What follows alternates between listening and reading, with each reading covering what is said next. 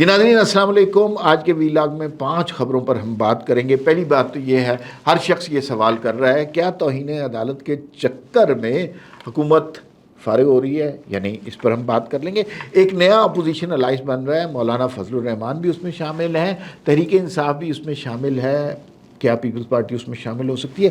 اس alliance کا مستقبل کیا ہوگا، اس حوالے سے بات کریں گے۔ عمران خان کو جو شفا ہاسپٹل بھیجا گیا، اب 3 قیدیوں نے درخواست کر دی ہے کہ سانو بھی شفا بھیجو جی، ہمارے بھی معاملات حل کریں۔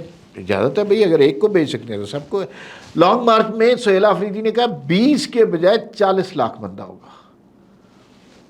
پتہ نہیں، اس پہ دیکھتے ہیں، بات کرتے ہیں۔ اور آزاد کشمیر میں مخصوص نشستوں کا فیصلہ ہو گیا، 8 نشستیں تھیں، اس میں پیپلز پارٹی کی ایک مخصوص نشست پر ایک خاتون منتخب ہوئی ہیں، زوبیہ خورشید راجہ۔ یہ بڑی لاجواب خاتون ہے، نوجوان خاتون ہیں، ان کے حوالے سے بات کریں گے۔ آپ سے درخواست ہے اس چینل کو سبسکرائب کر لیں، بیل آئیکن کو پریس کر لیں تاکہ ہر ویڈیو آپ کو بر وقت ملتی رہے۔ پہلی بات تو یہ، حکومت جاری ہے توہین عدالت کے جرم میں، جا تو سکتی ہے کیونکہ اپوزیشن نے یعنی تحریک انصاف نے ان کے خلاف جو ہے درخواست جمع کرا دی ہے توہین عدالت کی۔ ہوا کیا ہے، کس بنیاد پر ان پہ توہین عدالت ہو سکتی ہے، اس پہ بات کرتے ہیں۔ پہلی بات تو یہ ہے کہ توہین عدالت کے حوالے سے عدالت نے حکم دیا کہ عمران خان کا شفا کے ڈاکٹر علاج کریں گے، فیملی ساتھ ہوگی، کوئی ہنگامہ آرائی نہیں ہوگی، کوئی پریس کانفرنس نہیں ہوگی، شفا انٹرنیشنل میں عمران خان کا علاج ہوگا۔ بہترین ہو گیا۔ اچھا، اب اس میں سے کچھ کام ہو گئے، کچھ کام نہیں ہوئے۔ شفا کے ڈاکٹر نے دیکھا عمران خان کو، اس کے بعد آپ نے دیکھا کہ عمران خان کی فیملی بھی موجود تھی، اس کے بعد آپ نے دیکھا پی ٹی آئی کے لوگ بھی باہر موجود تھے، اور یہ بھی آپ نے دیکھا کہ وہاں پر جو ہے معاملات عظمیٰ خان کی عظمیٰ خان جو عمران خان کی ہمشیرہ ہے، ان کی پریس کانفرنس سے معاملات خراب بھی ہوئے۔ ایک کام حکومت نے نہیں کیا، باقی سارے کام کیے۔ عمران خان کو شفا انٹرنیشنل ہاسپٹل نہیں لے کے گئے۔ اب حکومت کے پاس اپنی ریزن ہے کیوں نہیں لے کے گئے بھئی، وہاں پہ سینکڑوں نہیں ہزاروں مریض ہیں، پاکستان کا بہترین ہاسپٹل ہے، اور ان کو سینکڑوں ہزاروں مریضوں کی زندگی خطرے میں نہیں ڈالی جا سکتی تھی، اس وجہ سے انہیں شفا ہاسپٹل نہیں دے، اور باہر پھر مجمع جمع ہو گیا، اور پھر وہاں کے مریضوں کو جو دشواریاں ہوئی ہیں، ایمبولینسیں اندر نہیں جا سکیں، کسی کی ڈیڈ باڈی تھی تو وہ نہیں باہر آ سکی، آپریشن ملتوی کرنے پڑے، ڈاکٹر اندر داخل نہیں ہو سکے، نرسنگ سٹاف باہر نہیں جا سکا چھٹی کے بعد، تو بہت زیادہ پرابلم ہوئی۔ تو شفا تو پریکٹیکل ہے ہی نہیں، اور یہ معاملہ اب وہاں پر مجھے نہیں لگتا کہ وہ اب مزید شفا پہ انسسٹ کیا جائے گا، لیکن عدالت کی مرضی ہے، وہ چاہے تو بالکل کر سکتے ہیں۔ انہوں نے نامزد جو تحریک انصاف نے جرم میں جو نامزد ہیں، اس میں عطا تارڑ کو کیا، اعظم نذیر تارڑ کو کیا، شہباز شریف کو کیا۔ ماضی میں اس طرح حکومتیں فارغ تو ہوئی ہیں، یوسف رضا گیلانی کا قصہ آپ کو یاد ہے، 30 سیکنڈ کی سزا دی، حکومت فارغ۔ تو ہو تو سکتا ہے، لیکن محسن نقوی کا نام نہیں دیا، اس کا مطلب ہے کہیں نہ کہیں کوئی بات چل رہی ہے، بات چل رہی ہے، کوئی نہ کوئی ڈیل ہے، لیکن اس ڈیل کا قطعاً یہ مطلب نہیں ہے کہ اڈیالہ سے ایک ریل گاڑی چل رہی ہے جو سیدھا وزیر اعظم ہاؤس جائے گی، زیادہ سے زیادہ ہسپتال جائے گی، یا بہت ہو گیا تو بنی گالا چل جائے گی، اس سے زیادہ اس ڈیل کے بارے میں سوچنا بند کرتے ہیں۔ اب ذرا الائنس کی بات کر لیتے ہیں کہ ایک نیا الائنس بن رہا ہے، مولانا فضل الرحمان بڑے گرج رہے ہیں، برس رہے ہیں، اور ساتھ میں جو ہے پی ٹی آئی بھی ساتھ ہے۔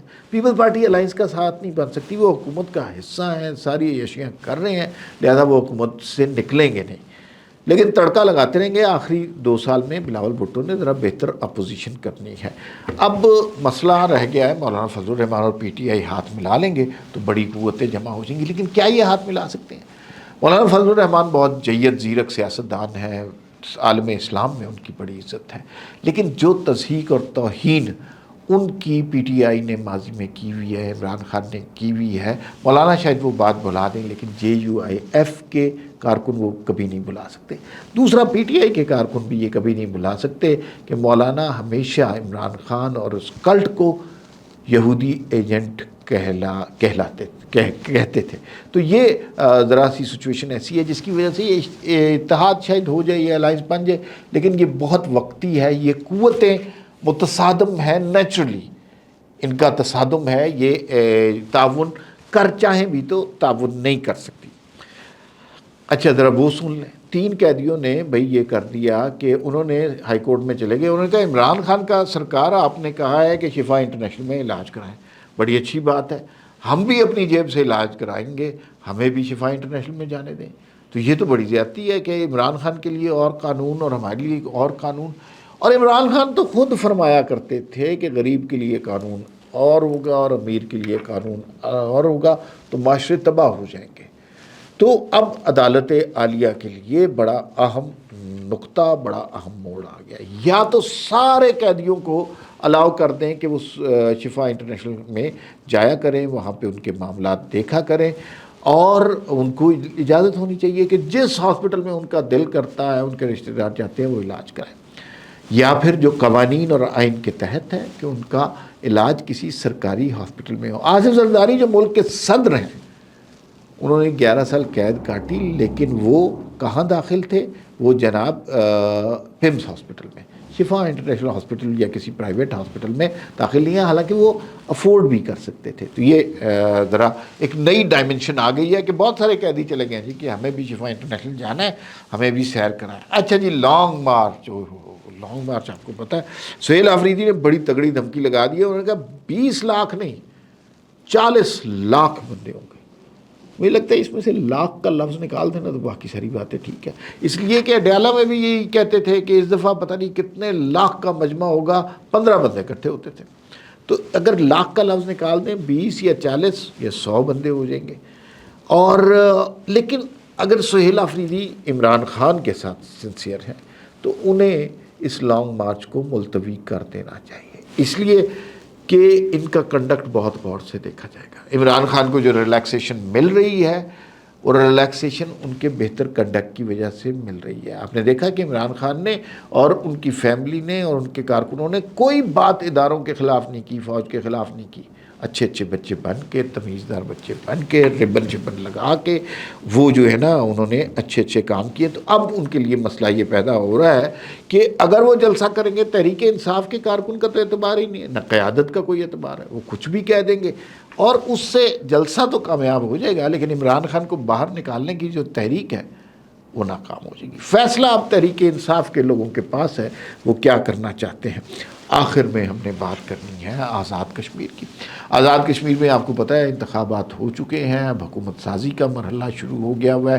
اسپیکر، ڈپٹی اسپیکر کا اعلان ہونا ہے 27 تاریخ کو، وہ وزیر اعظم کا اعلان بھی ہو جائے گا. موسٹ پرابلی شاہ غلام قادر جو ہیں ان کا قرعہ نکلے گا وزیر اعظم کے لیے. لیکن 8 مخصوص نشستیں تھیں، ان 8 مخصوص نشستوں میں سے 6 مسلم لیگ نون نے لے لی ہیں. اب ان کی تقریباً آئی تھنک 31 یا 32 سیٹس ہو گئے. 2/3 اکثریت کے لیے 36 نشستیں چاہیے، لیکن سادہ اکثریت کے لیے 27 نشستیں چاہیے. تو حکومت سازی تو وہ بڑے مزے سے کر سکتے ہیں کہ کوئی جو اگر کوئی آزاد منتخب ہوئے ہیں 3-4 لوگ وہ ملا لیں تو 2/3 اکثریت بھی ان کی بن جاتی ہے. اچھا، مخصوص نشستوں میں سے ٹوٹل 8 تھی، اس میں سے 6 جو ہیں وہ مسلم لیگ نون کے پاس چلی گئی ہیں، 2 پیپلز پارٹی کے پاس چلی گئی. پیپلز پارٹی کی جو 2 نشستیں ہیں اس میں سے ایک محترمہ فرزانہ یعقوب صاحبہ کو ملی ہیں جو کہ سابق صدر سردار محمد یعقوب کی صاحبزادی ہیں. بہت لائق خاتون ہیں، ہمارے پاس یہاں وی نیوز کے اسٹوڈیو بھی آئی تھیں، ان سے گفتگو بہت دلچسپ رہی تھی. دوسری خاتون کا میں نے ذکر کرنا ہے، یہ ینگ خاتون ہے زوبیہ خورشید راجہ. شاید آپ ان کے نام سے واقف نہ ہوں، شاید پیپلز پارٹی کے لیے ان کے بہت زیادہ کارنامے نہ ہوں، لیکن یہ بڑی زبردست خاتون ہے. وجہ آپ کو میں بتاتا ہوں. باغ کے علاقے میں یہ جوائنٹ ایکشن کمیٹی کے کچھ بلوائیوں نے پولیس کانسٹیبل پر حملہ کر دیا، پولیس کانسٹیبل پر حملہ کر دیا اور اس کو جان سے مارنے کے در پہ تھے. ایک خاتون نہتی وہاں سے اٹھی، اس نے اس کی جان بچائی اور ہسپتال میں داخل کرایا. غربی باغ کا یہ قصہ ہے. اور پھر اس کے اندر وہاں پر بھی بلوائی پہنچ گئے اور اس خاتون نے تنہا کوششیں کر کے اس کانسٹیبل کو اسلام آباد بھجوانے کا انتظام کرایا. بہت بڑا کارنامہ ہے، سرکاری افسران کی عزت اور احترام کرنا چاہیے. اور پھر جو ہے اس 14 اگست کو تمغہ شجاعت بھی ان کو حکومت پاکستان کی طرف سے، صدر پاکستان کی طرف سے دیا گیا ہے، جس کی یہ درست طور پر حقدار بھی ہیں. اور پیپلز پارٹی نے جو یہ خواتین کی نشست پر ان کو ٹکٹ دیا ہے بالکل میرٹ پہ دیا ہے. ایسی خواتین کو سامنے لانا چاہیے، ورنہ مخصوص نشستوں پہ جو خواتین آتی ہیں زیادہ تر کسی کے رشتہ دار، پھپھو کی بیٹی، خالہ کی بیٹی اور اس طرح کا معاملہ ہوتا ہے. تو زوبیہ خورشید راجہ وہ خاتون ہے، ینگ خاتون ہے کہ جس پہ فخر کرنا چاہیے. اور یہ صرف پیپل پارٹی کی ذمہ داری نہیں ہے کہ اس طرح کی خواتین کو سامنے لائے، باقی سیاسی جماعتوں کو بھی اپنے رشتہ داروں سے نکل کر اس طرح کی خواتین کو سامنے لانا چاہیے، تاکہ وہ جو ہیں معاشرے کے بڑے کیریکٹر جنہوں نے کوئی کام کیا ہوا ہے، جن کی ساری کوالیفیکیشن صرف یہ نہیں ہے کہ وہ کسی کی رشتہ دار ہیں، جنہوں نے کچھ کنٹریبیوٹ کیا ہے سوسائٹی میں، ان کو بھی آپ کوئی اچھا مقام دیں. تو میں پیپل پارٹی کے حوالے سے بہت خوش ہوں. اچھا، یہ جو ہے آزاد کشمیر میں لوگوں کا بہت انٹرسٹ ہے کہ کیا بنے گا. طارق فاروق صاحب کے بارے میں سنا ہے کہ وہ اسپیکر کی پوزیشن لے سکتے ہیں. یہ ابھی حتمی نہیں ہے لیکن زیادہ تر امکان یہی ہے. شاہ غلام قادر جو ہیں وہ بنیں گے وزیر اعظم. اچھا، صدر کا عہدہ جو ہے وہ ابھی بڑی ڈبیٹ ہو رہی ہے. کسی نے نام لیا، مخصوص نشستوں پہ ایک صاحب منتخب ہوئے ہیں، افتخار گیلانی، لیکن بعد میں پتہ چلا یہ ایسی سنی سنائی سی خبر ہے، کوئی درست بات نہیں ہے.